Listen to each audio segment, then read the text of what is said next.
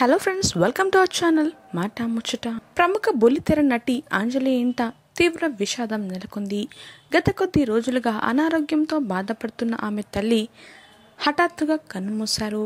ఈ విషయాన్ని అంజలి సోషల్ మీడియాలో తెలియజేస్తూ ఓ ఎమోషనల్ పోస్ట్ కూడా పెట్టింది. నీ నవ్వు మాటలు అన్నీ ఇక జ్ఞాపకాలుగా మిగిలిపోయాయి అంటూ అంజలి తీవ్ర భావోద్వేగానికి గురయింది. అమ్మ, నువ్వు లేని లోటు మాటల్లో చెప్పలేను. నువ్విచ్చిన ప్రేమ, నీ చిరునవ్వు, నీ మాటలు ఇవన్నీ ఇప్పుడు జ్ఞాపకాల్లోనే మిగిలిపోయాయి. కాలం నిన్ను మా నుంచి దూరం చేసినా మా హృదయం నిన్ను ఎప్పటికీ దూరం చేయలేదు.